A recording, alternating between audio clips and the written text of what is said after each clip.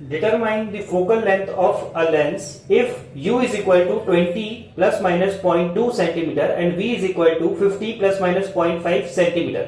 चलिए इस क्वेश्चन में हमको u और v दे रखा है. u का मतलब क्या होता है? Distance of object from the pole optical centre and u is equal to क्या होता है आपका distance of image from the optical centre. तो देखिए u की वैल्यू कितनी है 20, इसका एरर कितना है 0.2, तो डेल्टा u कितना हो गया आपका 0.2.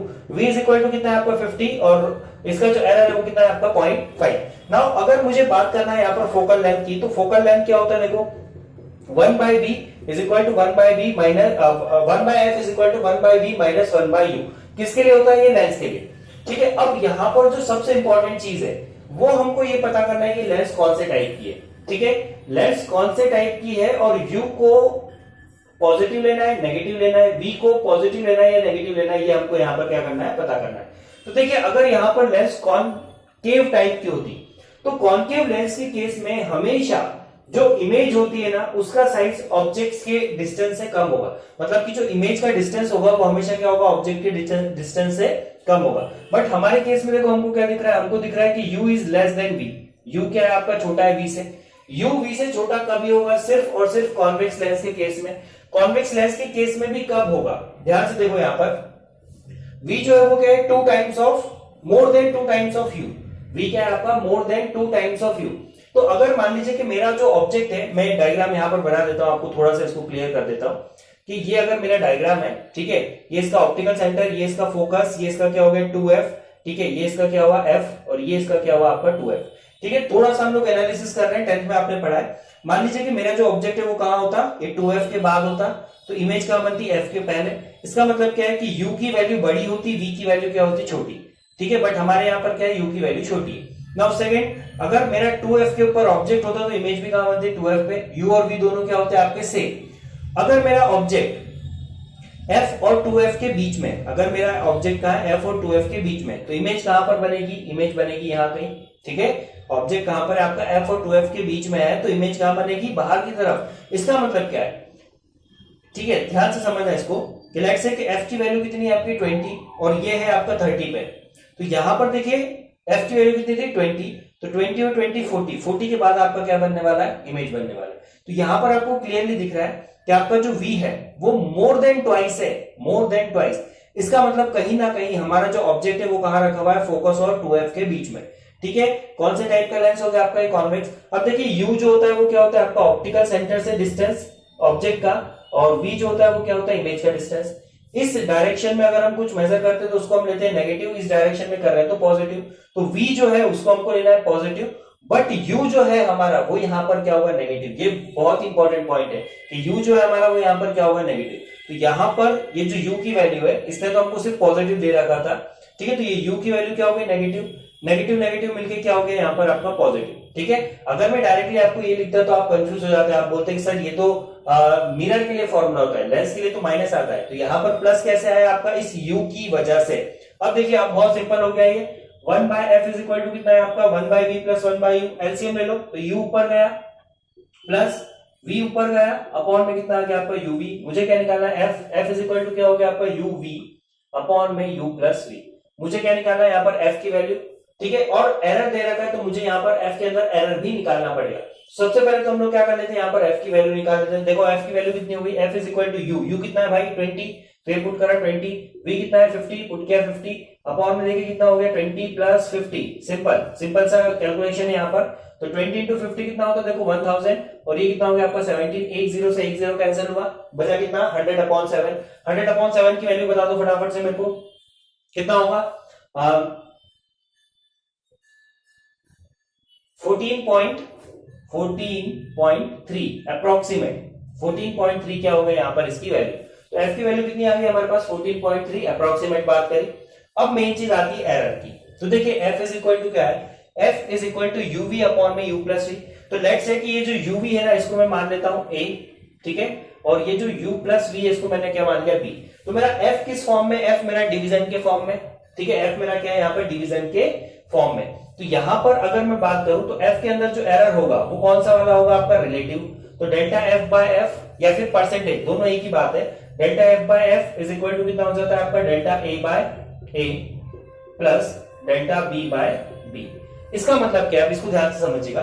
डेल्टा ए बाय ए का मतलब क्या है, रिलेटिव एरर इन यूवी, ठीक है, या 100 का अगर इंटू कर दो तो परसेंटेज एरर। तो हम बात किसकी करते हैं, चलो परसेंटेज एरर की। तो डेल्टा ए बाय ए क्या हो गया यहाँ पर आपका, percentage error in u into v, simple. तो यू इंटू वी का परसेंटेज एरर हमको निकालना है। तो देखिए ध्यान से समझना इसको, percentage error in u v. देखिए यू और वी क्या है, मल्टीप्लाई में, तो मल्टीप्लाई में हमको पता है कि परसेंटेज एरर क्या होते हैं आपके, ऐड, मतलब कि यू का percentage error of u plus percentage error of v, ठीक है, percentage error of u plus percentage error of v. सबसे पहले तो मैं क्या कर लू, यू और वी का परसेंटेज एरर निकाल लेता हूं, ठीक है। सबसे पहला काम क्या करना है, यू और वी का परसेंटेज एरर निकाल लेते हैं। चलो देखते हैं यू का परसेंटेज एरर कितना होगा, देखो percentage error of you, percentage error क्या होता है आपका, परसेंटेज एरर क्या होता है आपका, एब्सोल्यूट एरर, मतलब कि 0.2 divided by real value true value into 100, ये सिंपल, ठीक है। 100 इंटू 0.2 या एक जीरो से जीरो उड़ा दो, 0.2 इंटू 10 कितना होता है 2, 2/2 कितना हो गया आपका 1%, तो एरर कितना आ गया आपका 1%। सिमिलरली देखो परसेंटेज एरर निकाल लेते हैं हम किसके अंदर, percentage error of v. V के अंदर कितना परसेंटेज एरर हुआ, ध्यान से देखिए 0.5 अपॉन में 50 इंटू 100, सिंपल, एक जीरो से एक जीरो गया, 10 इंटू 0.5 कितना होता है 5, 5/5 कितना हो गया 1%। तो अगेन इसमें भी एरर कितना आ गया आपका 1%। तो ये जो यूवी है, यूवी के अंदर एरर कितना आएगा, percentage error of u plus percentage error of v. तो यूवी के अंदर एरर कितना आ गया आपका 2%, यूवी के अंदर एरर कितना आ गया आपका 1 + 1 2%, ठीक है। मतलब कि इस ऊपर वाली टर्म का जो एरर है वो कितना है आपका 2%, simple. Now u plus v का एरर निकालो। अब ध्यान से समझो, जब भी दो क्वांटिटी को हम लोग प्लस करते हैं, दो क्वांटिटी को हम क्या कर रहे हैं, यहां पर प्लस कर रहे हैं, तो प्लस करने पे क्या होता है, u प्लस वी, प्लस करने पर इनका जो एब्सोल्यूट एरर है वो ऐड होगा। तो अगर मुझे इस b के अंदर एरर निकालना है, मैंने b किसको माना है, b मैंने माना है किसको, u प्लस वी को। तो b के अंदर अगर मुझे एरर निकालना है तो यहां पर फॉर्मूला क्या होता है, delta b is equal to delta u plus delta v। अब सिंपल सा है, देखो डेल्टा u कितना है आपका 0.2, तो ये लिखा हमने क्या 0.2, डेल्टा v कितना है 0.5, तो ये हमने लिखा कितना 0.5, तो कितना आ गया आपका 0.7। तो u प्लस v के अंदर जो एरर होगा, कौन सा एरर, एब्सोल्यूट एरर, वो कितना हो गया आपका 0.7। नाउ u प्लस v की वैल्यू कितनी होगी, u प्लस v कितना हो गया, देखो u प्लस v 20 प्लस 50 कितना हो गया 70।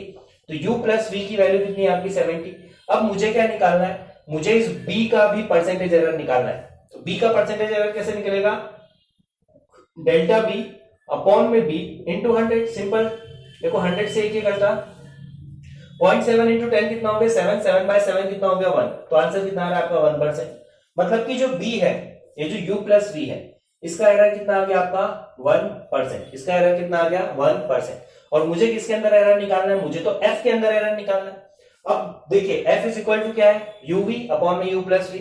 तो हम ऐसा लिख सकते हैं क्या, delta f by f is equal to delta uv upon uv plus delta u plus v upon में u प्लस v। सिंपल सा लॉजिक है आपका, ठीक है ना। Delta a by a plus delta b by b। Now इसके अंदर जो एरर आया, मैं डायरेक्टली इसको क्या लिख रहा हूं, परसेंटेज एरर की टर्म्स में लिख रहा हूं। तो परसेंटेज एरर ऑफ f, दोनों तरफ 100 का इंटू करेंगे तो परसेंटेज में कन्वर्ट हो गया। तो इसका परसेंटेज एरर कितना था आपका 2%, तो ये लिखा हमने 2%, प्लस u प्लस v का परसेंटेज एरर कितना है 1%, तो इसको हमने लिखा 1%। तो ओवरऑल अगर हम बात करें तो 3% का हमारा क्या होगा, एरर होगा। किसके अंदर एरर होगा, 3% का f के अंदर एरर होगा। तो ये क्वेश्चन इसलिए इंपॉर्टेंट था क्योंकि सबसे पहली चीज तो आपको यहाँ पर आइडेंटिफाई करना था कि लेंस कौन से टाइप का है, u की वैल्यू पॉजिटिव होगी नेगेटिव होगी, v की वैल्यू पॉजिटिव होगी या नेगेटिव होगी। u की वैल्यू तो हमेशा नेगेटिव होती, कोई भी लेंस हो कोई भी मिरर हो, ठीक है। बट v की वैल्यू को हमको चेक करना था, तो v की वैल्यू क्या थी हमारी यहाँ पर पॉजिटिव। लेंस कौन सा निकल कर आया हमारा यहाँ पर, कॉन्वेक्स लेंस निकल कर आया। क्यों, क्योंकि यहां से हमको क्लियरली दिख रहा था, यहां से हमको क्लियरली दिख रहा था कि v जो है वो 2 टाइम से ज्यादा है u के। इसका मतलब क्या है कि आपका ऑब्जेक्ट कहां पर रखा है, f और 2f के बीच में। अब ध्यान से अगर आप समझो तो f कितना है, देखो 14.3 और ऑब्जेक्ट कहां पर था 20 पर, मतलब f के तो बाद रखा है और 2f के पहले, क्योंकि 2f कितना हो जाएगा आपका 28.6, ठीक है।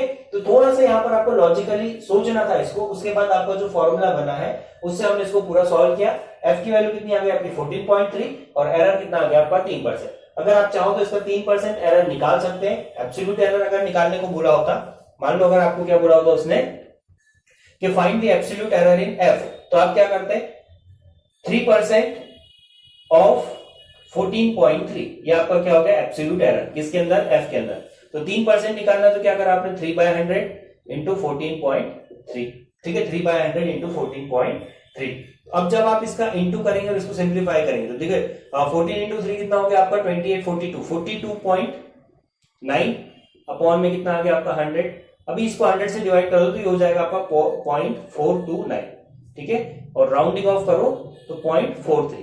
तो 0.43 का यहां पर क्या हो गया आपका एरर, तो आप ऐसा लिख सकते हैं plus minus 0.43 centimetre. That's it, simple सा लॉजिक है, ठीक है। तो आई होप आपको ये क्वेश्चन समझ में आया होगा, नहीं आया तो एक बार और इस क्वेश्चन को स्टार्टिंग से देखिए, ठीक है, ठीक है। चलिए यहां तक बने रहने के लिए बहुत बहुत धन्यवाद, मिलते हैं अगले लेक्चर के अंदर, तब तक के लिए जय हिंद जय भारत।